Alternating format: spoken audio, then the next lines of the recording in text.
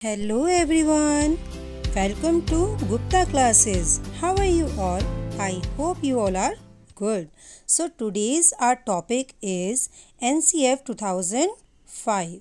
ये हमारी English pedagogy की क्लास 7th है. चलिए देखते हैं NCF 2005 की फुल फॉर्म क्या होती है. नेशनल करिकुलम फ्रेमवर्क, राष्ट्रीय पाठ्यचर्या की रूपरेखा. NCF 2005 national curriculum framework. चलिए देखते हैं क्या होता है. The national curriculum framework 2005 is the fourth national curriculum framework published in 2005 by the National Council of Educational Research and Training in India. जो NCF है वो कौन बनाता है? वो NCERT द्वारा बनाया जाता है. ये एक फ्रेमवर्क होता है. इससे पहले भी 3 NCF आ चुके हैं, 1975, 1988 एंड 2000, जो एक बिहेवियरिस्टिक है, व्यवहारवादी जिसको हिंदी में कहा जाता है, और 2005 जो है वो एक कंस्ट्रक्टिविस्ट है, मीन्स रचनावादी. चलिए देखते हैं कि व्यवहारवादी और रचनावादी का मतलब क्या होता है. व्यवहारवादी मीन्स बिहेवियरिस्टिक. इसमें जो हमारे साइकोलॉजिस्ट हैं वो हैं पावलोव, BF स्किनर और थॉर्नडाइक. बिहेवियरिस्टिक क्या बोलते हैं कि इन्हें जिस तरह का रिस्पॉन्स चाहिए होता है ये उसी तरह का स्टिमुलस देते हैं. जैसे पावलोव की जो थ्योरी है उसका नाम है क्लासिकल कंडीशनिंग थ्योरी, जो एक कुत्ते पर प्रयोग था. सीटेट में डायरेक्ट क्वेश्चन पूछा जाता है कि पावलोव की थ्योरी का क्या नाम है, तो classical conditioning theory. BF Skinner, इनकी थ्योरी का नाम है ऑपरेंट कंडीशनिंग थ्योरी, जो चूहे पर प्रयोग इन्होंने किया था. नेक्स्ट है Thorndike, trial and error method, जो एक बिल्ली पर प्रयोग था. मीन्स जो बिहेवियरिस्टिक होते हैं वो क्या काम करते हैं कि इन्हें जिस तरह का रिस्पॉन्स चाहिए होता है ये उसी तरह का स्टिमुलस देते हैं. Means SR communication. नेक्स्ट है कंस्ट्रक्टिविस्ट, रचनावादी. जो रचनावादी होते हैं वो ये बोलते हैं कि जो बच्चे हैं वो अपनी समझ का, वो अपने ज्ञान का निर्माण खुद करते हैं. जैसे जीन पियाजे. Children construct their own knowledge, कि जो बच्चे हैं वो अपने ज्ञान का निर्माण स्वयं करेंगे. एक्टिव लर्नर, जीन पियाजे ने बच्चों को एक्टिव लर्नर बताया है. लिटिल साइंटिस्ट, नन्हे वैज्ञानिक, जीन पियाजे के द्वारा ही कहा गया है. अगर आपको कहीं भी ये क्वेश्चन देखने को मिलता है कि नन्हे वैज्ञानिक किस मनोवैज्ञानिक ने या किस साइकोलॉजिस्ट ने कहा है, तो किसने कहा है? जीन पियाजे ने. और जीन पियाजे की थ्योरी बहुत ही ज़्यादा इम्पॉर्टेंट है सीटेट या किसी भी टीचिंग एग्ज़ाम के लिए. चलिए देखते हैं कि 2005 के जो NCF 2005 है उसके गाइडिंग प्रिंसिपल्स क्या हैं. तो सबसे पहला है connecting knowledge with outside the school, कि बच्चों को ऐसी नॉलेज प्रोवाइड की जाए जिससे कि वो अपनी नॉलेज को स्कूल के बाहर के वातावरण से भी जोड़ सकें. लर्निंग बाय डूइंग, कि सीखना कैसे हो, कर सीखना. मीन्स प्रैक्टिकल नॉलेज बच्चों को ज़्यादा से ज़्यादा दी जाए. Discourage rote learning. Rote learning का मतलब क्या होता है? रटंत प्रणाली, कि बच्चों के रटने पर फोकस ना हो. बच्चा कोई भी अगर लर्निंग उसकी हो रही है तो वो समझ कर होनी चाहिए. Enriching the curriculum beyond the textbook. Means कि enriching the curriculum beyond the textbook, इसका मतलब है कि पाठ्यक्रम को सिर्फ पुस्तकों तक ही नहीं जोड़ना है. हमारा करिकुलम या बच्चों के लिए जो करिकुलम तैयार किया गया है वो इस तरह का होना चाहिए कि सिर्फ पुस्तकीय ज्ञान ही उसके अंदर ना हो, बच्चा अपनी नॉलेज को बाहर की नॉलेज से जोड़कर समझ सके. क्योंकि हमें सिर्फ बच्चों का कोई एक ही पक्ष में या एक ही एस्पेक्ट में उसका डेवलपमेंट नहीं करना है. डेवलपमेंट कैसा होना चाहिए? डेवलपमेंट होलिस्टिक होना चाहिए. होलिस्टिक मतलब कि चहुमुखी विकास, all round development of child.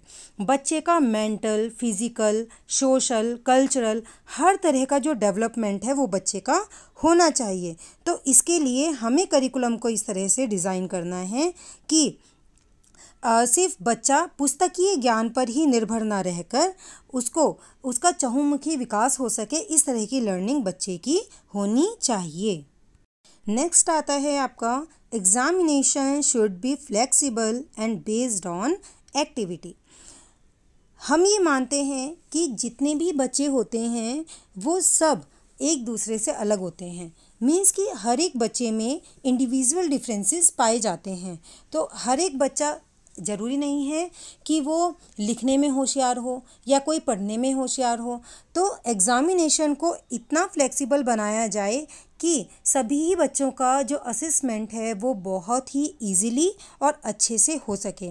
चाहे उसमें हम एक्टिविटी भी इन्वॉल्व कर सकते हैं। तो जो एग्ज़ामिनेशन है बच्चों का वो फ्लेक्सिबल होना चाहिए और बेस्ड ऑन एक्टिविटी होना चाहिए। तो ये कुछ गाइडिंग प्रिंसिपल्स हैं एनसीएफ 2005 के कि learning by doing, discourage rote learning, enriching the curriculum beyond the textbook means holistic development, all round development of child, examination should be flexible and based on activity. Now next हम देखते हैं कि जो NCF 2005 है वो बच्चों के लिए क्या बात करता है।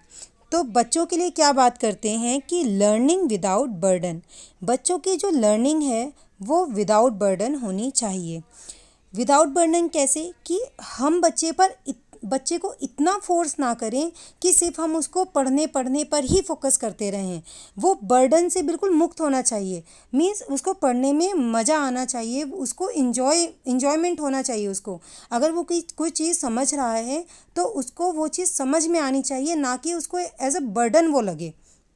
नेक्स्ट है चाइल्ड सेंटर्ड एजुकेशन, बाल केंद्रित शिक्षा। ये बहुत इम्पॉर्टेंट टॉपिक है और बहुत ही इम्पॉर्टेंट पॉइंट है कि करिकुलम कैसा होना चाहिए। करिकुलम ऐसा हो जो चाइल्ड सेंटर्ड हो, क्योंकि हर एक बच्चा अलग होता है और करिकुलम ऐसा ही डिज़ाइन किया जाना चाहिए। एक जो नेशनल करिकुलम फ्रेमवर्क है वो ऐसा ही डिज़ाइन किया जाता है कि हर एक बच्चे को ध्यान में रखकर उसको फ्रेम किया जाए।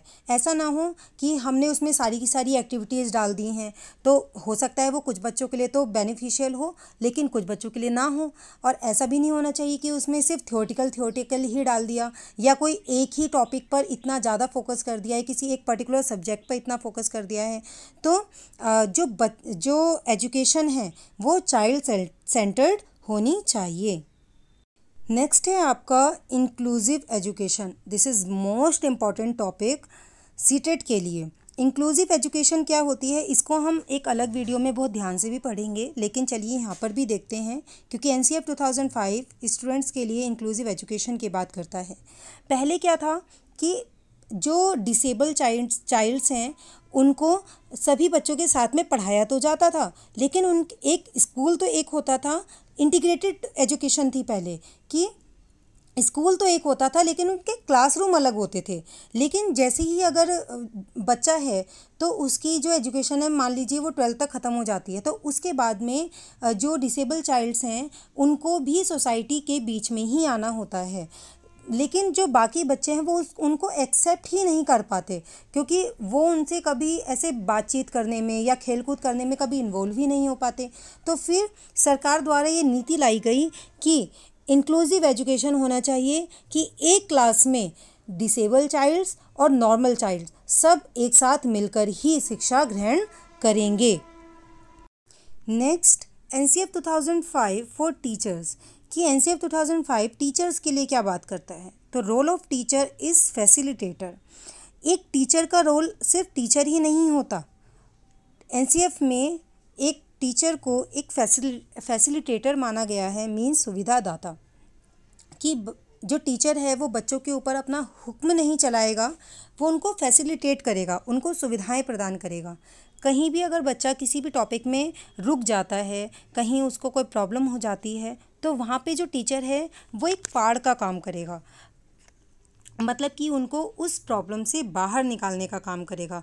ट्रेनिंग फॉर डेवलपमेंट, और टीचर्स को इस तरह की ट्रेनिंग दी जाती है जो बच्चों के डेवलपमेंट में बहुत ज़्यादा क्या हो, इम्पोर्टेंट हो। नेक्स्ट है हमारा एनसीएफ 2005 लैंग्वेज कि एनसीएफ 2005 जो है वो लैंग्वेज के बारे में क्या कहता है। एनसीएफ 2005 में लैंग्वेज के बारे में 3 बहुत ही मुख्य बातों पर विचार किया गया है, जिसमें से पहली है at least 3 language should be taught, कि बच्चों को स्कूल में एटलीस्ट 3 लैंग्वेजेस तो पढ़ानी ही चाहिए। और ये जो 3 लैंग्वेज फॉर्मूला है ये कोठारी कमीशन 1964 से 1966 के बीच आया है। और 3 लैंग्वेज फॉर्मूले का मतलब क्या होता है कि फर्स्ट लैंग्वेज क्या हो, मदर टंग या होम लैंग्वेज होनी चाहिए। सेकंड लैंग्वेज जो है मॉडर्न लैंग्वेज होनी चाहिए। And third is any language expect second language. मान लीजिए कि किसी बच्चे की जो फर्स्ट लैंग्वेज है वो हिंदी है, जो वो घर में यूज़ करता है, मींस उसकी मदर टंग या होम लैंग्वेज क्या है, हिंदी। तो जब वो स्कूल में जाएगा तो सेकंड लैंग्वेज उसकी क्या होनी चाहिए, कोई अदर लैंग्वेज या मॉडर्न लैंग्वेज। जैसा कि स्कूलों में, इंडिया के स्कूलों में, या हम अगर उत्तराखंड की ही बात करते हैं तो यहाँ पर जो सेकंड लैंग्वेज है वो इंग्लिश पढ़ाई जाती है। तो स्कूल में जाकर वो सेकंड लैंग्वेज मॉडर्न लैंग्वेज के रूप में वो इंग्लिश पढ़ रहा है। And third language is any language expect second language, कि जो थर्ड लैंग्वेज है वो सेकंड लैंग्वेज से अलग होनी चाहिए। तो हम इसको एक फॉर्मूले के रूप में भी समझ सकते हैं। जैसे देखिए लिखा है Hindi, English and French. Means first language is Hindi, second is English and third is French. Second बात NCF 2005 में कही है मल्टीलिंगुअलिज्म, मीन्स बहुभाषिकता। मदर टंग हेल्प या facilitate in the learning of second language, कि अगर बच्चे को मदर टंग आती होगी तो वो सेकेंड लैंग्वेज जल्दी से जल्दी स्कोर कर पाता है, उसको सीख पाता है, उसकी लर्निंग बहुत अच्छे से होती है।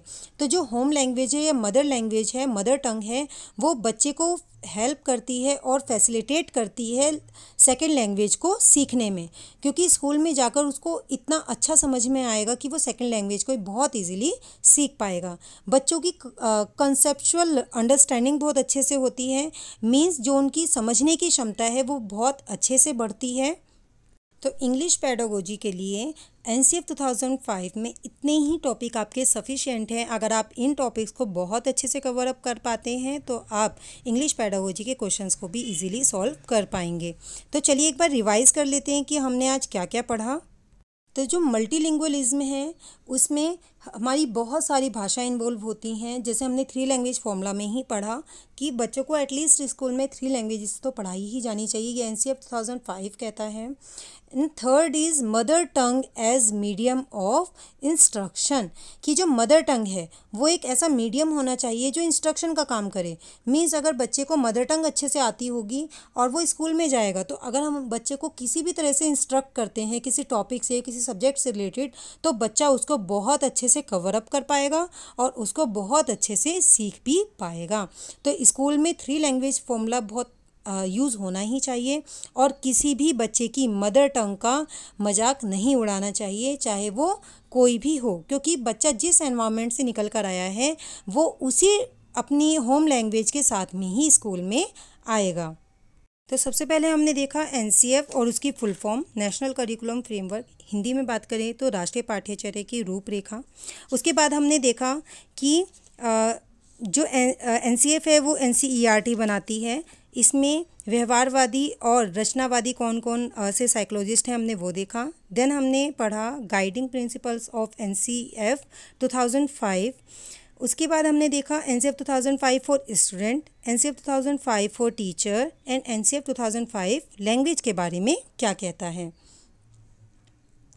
आई होप आपको ये वीडियो अच्छी लगी होगी और आपके टीचिंग एग्ज़ाम के लिए हेल्पफुल रही होगी। तो प्लीज़ वीडियो को लाइक करें, शेयर करें और मेरे चैनल को सब्सक्राइब करें। और अगर आपको इस वीडियो से रिलेटेड कोई भी प्रॉब्लम आती है तो आप कमेंट सेक्शन में पूछ सकते हैं। Thank you for watching. Thank you.